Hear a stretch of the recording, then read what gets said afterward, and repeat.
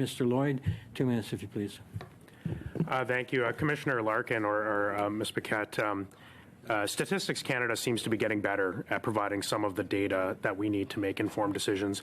There was a recent report on violent crime involving firearms in 2021. And in that study, it was determined that a long gun, a rifle or a shotgun, not automatic, was involved or was present at 0.47% of all violent crimes. Out of that percentage, 0.47%, how many of those would be classified as an assault-style firearm? Through you, Mr. Chair, we do not track that information, so we'd have to actually go back and do some homework, and we could attempt to respond to that, but we don't have that information available. Presumably it would be smaller than 0.47%, though. I presume there are 0.47% of those would involve regular shotguns, including even hunting shotguns and rifles that could be used in crimes, but so-called assault-style firearms would represent an even smaller fraction of that 0.47%.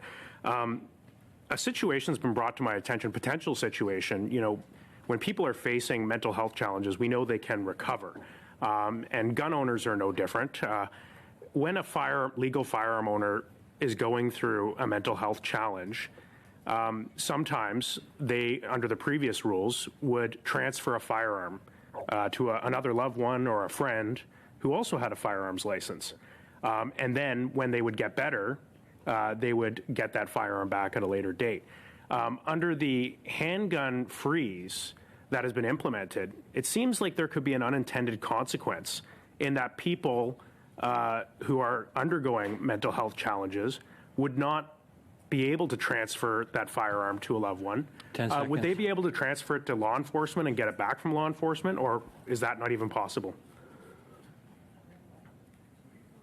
You want to speak to how, if somebody has a mental health case with the yellow flag, it could be, the PAL could be suspended for a while and brought back so the person could get it back. But it's not different than what right now is happening with red flag or yellow flag. If the police deems that the person should not be having their firearm, regardless if it's handgun or not, they could revoke, the firearm the PAL could be revoked, and then once they're better, they could get it back. So is that right? You could correct me if I'm wrong. Please go ahead. Yes, you're correct. But also, if the individual is going through a crisis and they recognize that they would like temporary storage somewhere with a friend, or they can work through their chief firearms officer to do that. Even with a handgun and transfer freeze. Thank you, Mr. Lloyd.